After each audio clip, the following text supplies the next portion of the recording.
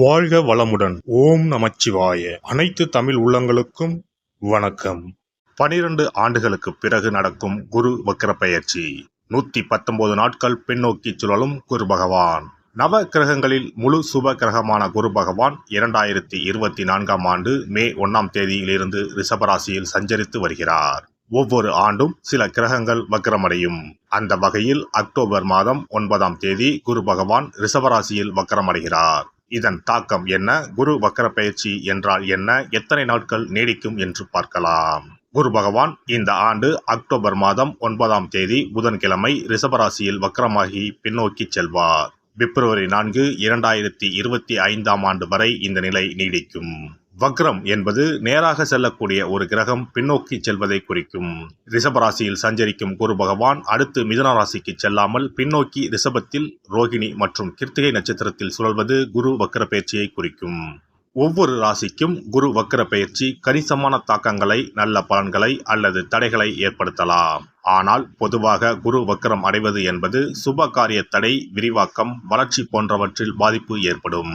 இந்த ஆண்டு குரு பெயர்ச்சி எந்த ராசிகளுக்கு நற்பலன்களை தந்ததோ, அதிர்ஷ்டமான பயிற்சியாக இருந்ததோ அந்த ராசிகள் குரு வக்ரமாகும் 4 மாத காலத்தில் குறைவான அளவு நற்பலன்களை பெறுவார்கள். இந்த ஆண்டு குரு பெயர்ச்சி பலன்களில் எந்த ராசிகளில் குரு பகவான் எதிர்மறையான தாக்கம் ஏற்படுத்தினாரோ அந்த ராசிகளுக்கு வரும் 4 மாதம் அமோகமான பலன்கள் கிடைக்கும். அக்டோபர் 9 முதல் குரு வக்ர பயிற்சி தொடங்குகிறது. நவம்பர் 15 வரை சனி வக்ர பயிற்சி நீடிக்கிறது. கிட்டத்தட்ட 40 நாட்கள் 2 முக்கியமான கிரகங்கள் வக்கிரமாக சஞ்சரிக்கிறது. இது ஒரு சில ராசிகளுக்கு அபரிமிதமான நற்பலன்களை, அதிர்ஷ்டத்தை வாரி வழங்கும். பொதுவாக குரு பகவான் இருக்கும் இடத்தை விட பார்க்கும் இடங்கள் சுப பலன்களை பெறும். குரு பகவான் ரிஷபராசியில் இருந்து 5ஆம் பார்வையாக கன்னி ராசியையும், 7ஆம் பார்வையாக விருச்சிக ராசியையும், 9ஆம் பார்வையாக மகர ராசியையும் பார்க்கிறார். வக்ரமடைந்த குரு பார்வையால் சில ராசிக்காரர்கள் ராஜாதி ராஜ யோகம் பெறப்போகின்றனர். இனி இந்த வக்ர பெயர்ச்சியால் உங்கள் ராசிக்கான சுப பலன் என்ன என்பதனையும், அசுப பலன் ஏற்படுமாயின் ராசிக்காரர்கள் செய்ய வேண்டிய பரிகாரம் என்ன, வழிபட வேண்டிய தெய்வம் யார் என்பதனை பற்றியும் விரிவாக காண்போம். உங்கள் வாழ்வில் வளமும் நலமும் செல்வ செழிப்பும் பெற்று வாழ்வில் உயரிய நிலையை அடைய எல்லாம் வல்ல எம்பெருமானை வேண்டி விரும்பி கேட்டுக்கொள்கிறேன். ரிஷபராசி அன்பர்களே, ஜென்ம ராசிக்குள் பயணம் செய்யும் குரு பகவான் வக்ரமடையும் காலத்தில் தொட்டது துலங்கும். குருவின் பார்வைப்படும் 5, 7, 9 ஆகிய ஸ்தானங்கள் வலுவடைய போகிறது. 5ஆம் பாவத்தை கோச்சார குரு பார்த்தால் உயர் பதவி கிடைக்கும். புது முயற்சிகள் கைகூடும். திருமணமாகி பிள்ளைகளுக்காக காத்திருப்பவர்களுக்கு குழந்தைகள் பிறக்கும். எல்லா கனவுகளும் பூர்த்தியாகும். குடும்பத்தில் சுபகாரியம் நடக்கும். உடல் ரீதியாக ஒருவித அசதி, சலிப்பு காணப்படலாம். உணவின் மீது அக்கறை குறையலாம். மொத்தத்தில் உடல் ஆரோக்கியத்தில் அவ்வப்போது சின்ன சின்ன மருத்துவ செலவுகள் ஏற்பட இடம் உள்ளது. எனினும் அதனை நீங்கள் சமாளித்து விடுவீர்கள். வெளியிடங்களில் சாப்பிடும் சமயத்தில் மட்டும் கூடுதல் கவனத்துடன் இருந்து கொள்ளுங்கள். மருந்தினை உட்கொள்ளும் சமயத்தில் அதன் காலாவதி தேதியை பார்த்து சாப்பிடுவது நல்லது. நீங்களாக மருத்துவர் அறிவுரையின்றி மருந்துகளை எடுத்துக்கொள்வதை தவிர்க்கவும். குடும்பத்தில் சின்ன சின்ன கருத்து வேறுபாடுகள் ஏற்பட்டாலும் கூட அதனால் ஒற்றுமை குறையாது. பொருளாதாரம் சற்று ஏற்ற இறக்கமாக இருந்தாலும் கூட கண்டிப்பாக கேட்ட இடத்தில் இருந்து உதவிகள் கிடைக்கும். சிலருக்கு குரு பலம் இல்லாவிட்டாலும் கூட குரு பார்வையால் திருமணம் போன்ற சுபகாரியங்கள் எல்லாம் நல்லபடியாக நடந்தேறும். திருமணமாகி குழந்தை இல்லாத தம்பதிகளுக்கு கூட குழந்தை பாக்கியம் கிடைக்கப்பெறும். சிலருக்கு வெளியூர் அல்லது வெளிநாடு செல்லும் பாக்கியம் கூட கிடைக்கும். கணவன் மனைவி இடையே மட்டும் அதிகம் விட்டு கொடுத்து செல்ல வேண்டியிருக்கும். முடிந்த வரையில் குடும்ப விஷயங்களை அந்நிய நபர்களிடம் பகிர்வதை தவிர்க்கவும். சிலருக்கு பூர்வீக சொத்துக்கள் சம்பந்தமாக இருந்து வந்த பிரச்சனைகள் ஒரு முடிவுக்கு வரும். அதுபோல சிலருக்கு தந்தையுடன் இருந்து வந்த கருத்து வேற்றுமைகள் கூட குறையும். சிலருக்கு பிள்ளைகள் வழியில் மகிழ்ச்சியான செய்திகள் வந்து சேரும். உத்தியோகத்தில் மேல் அதிகாரி உங்களை புரிந்து கொள்வார்கள்.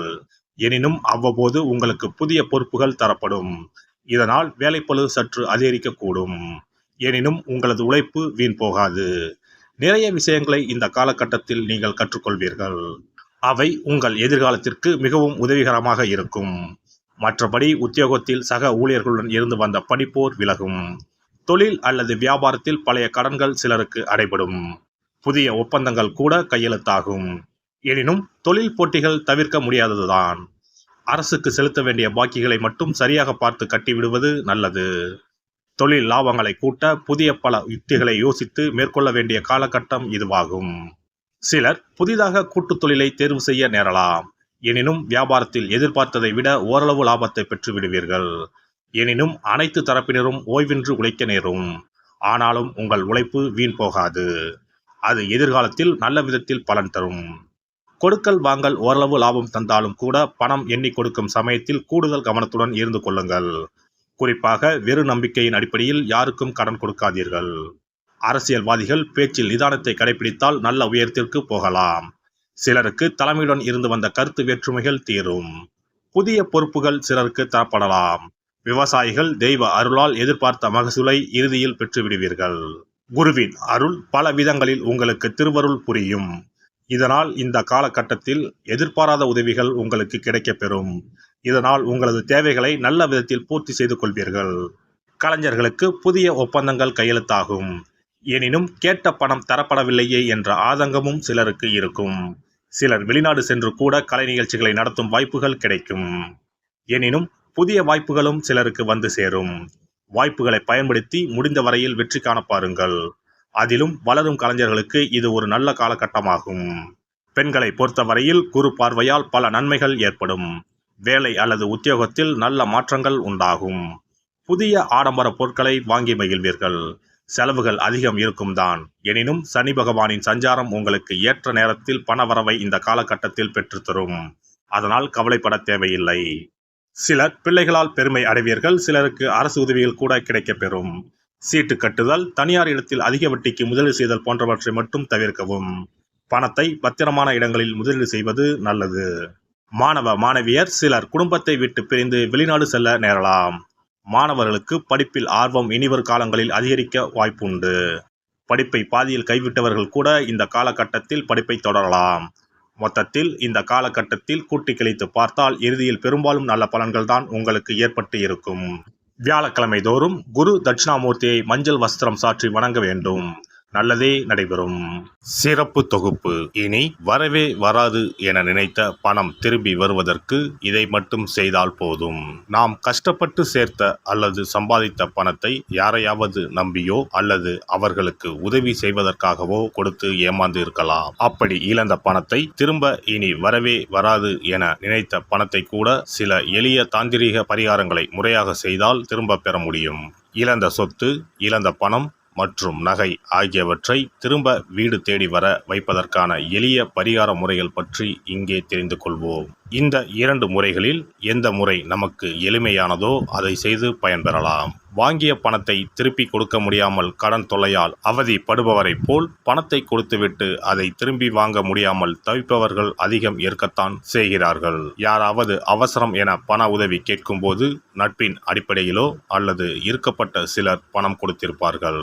ஆனால் பணம் வாங்கிய நபரோ அந்த பணத்தை திருப்பி தராமல் இழுத்தடிக்கலாம். பணம் தர வேண்டிய நபருக்கு சூழ்நிலை காரணமாக பணம் வராமல் உங்களுக்கு திருப்பி தர முடியாமல் இருக்கலாம். அல்லது அந்த நபர் பணத்தை திருப்பி தரும் எண்ணமே இல்லாமல் இருக்கலாம்.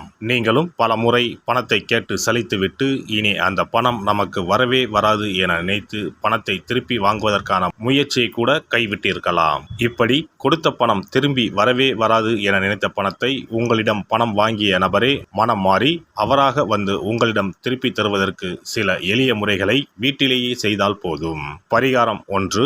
கற்பூரம் ஒன்றை ஏற்றி அது எரியும் சுடரின் மீது இரும்பு கலந்த ஏதாவது ஒரு தட்டினை காட்ட வேண்டும். இப்படி காட்டும்போது அந்த தட்டில் கரி படலம் ஒன்று உருவாகும். இந்த கரியை உங்களின் வலதுபுற நடுவிரலில் எடுத்து ஒரு தெளிவான வெள்ளை காகிதத்தில் உங்களுக்கு பணம் கொடுக்க வேண்டிய நபரின் பெயரை எழுதி கொள்ளுங்கள். பிறகு அந்த பேப்பரை சிறியதாக மடித்து உள்ளங்கையில் வைத்துக்கொண்டு உங்களுக்கு பணம் கொடுக்க வேண்டிய அந்த நபரின் முகத்தை மனதில் நினைத்து கொண்டு அவர் உங்களுக்கு பணம் கொடுத்து விட்டதாகவும் உங்களுக்கு வரவேண்டிய பணம் அனைத்தும் வந்துவிட்டதாகவும் நினைத்து கொள்ளுங்கள். அந்த நபரின் பெயர் எழுதிய காகிதத்தை வீட்டின் பூஜை அறையில் வைத்து விடுங்கள். பிறகு அதை ஆற்றில் போட்டு விடலாம். பரிகாரம் 2. ஒரு சிறிய கிண்ணத்தில் மஞ்சளை தண்ணீர் கரைத்து எடுத்துக்கொள்ளுங்கள். ஒரு குச்சியால் அந்த மஞ்சளை தொட்டு வெள்ளை காகிதத்தில் பணம் தர வேண்டிய நபரின் பெயரை எழுதி கொள்ளுங்கள். ஓம் ஸ்ரீ கார்த்த வீர்யாஜுனாய நமக என்ற மந்திரத்தை 27 முறை சொல்லி பணம் கொடுக்க வேண்டிய நபர் உங்களுக்கு தர வேண்டிய பணம் அனைத்தையும் கொடுத்து விட்டதாக நினைத்து வேண்டிக் கொண்டு அந்த காகிதத்தை சுற்றி வெள்ளை நூலால் கட்டிவிட வேண்டும். பிறகு அந்த காகிதத்தை ஆற்றிலோ கடலிலோ போட்டுவிட வேண்டும். இந்த 2 முறைகள் முறைகளில் யாருக்கு எது வசதியோ அந்த முறையில் பரிகாரத்தை செய்யலாம். ஏதாவது ஒரு முறையை பின்பற்றினால் போதும். 2 முறைகளிலும் செய்ய வேண்டியது கிடையாது. இந்த பரிகாரத்தை தெற்கு நோக்கி அமர்ந்து செய்ய வேண்டும். இந்த பரிகாரத்தை நம்பிக்கையுடன் தொடர்ந்து செய்து வந்தால் கண்டிப்பாக வராது என நினைத்த பணம் விரைவில் உங்களின் வீடு தேடி வரும். எல்லாம் வல்ல இறையருளால் நீங்களும் உங்கள் அன்பு குடும்பமும் உடல் நலம், நீளாயுள், நிறை செல்வம், உயர் புகழ், மெய்ஞானம் ஓங்கி வாழ்க வளமுடன். இந்த வீடியோ பதிவு உங்களுக்கு பிடித்திருந்தால் லைக் பண்ணுங்க, கமெண்ட் பண்ணுங்க, ஷேர் பண்ணுங்க, மறக்காம சப்ஸ்கிரைப் பண்ணுங்க, பக்கத்துல இருக்கிற பெல் பட்டனை கிளிக் பண்ணுங்க. நன்றி, வணக்கம். ஓம் நமச்சிவாய. சிவாய நம.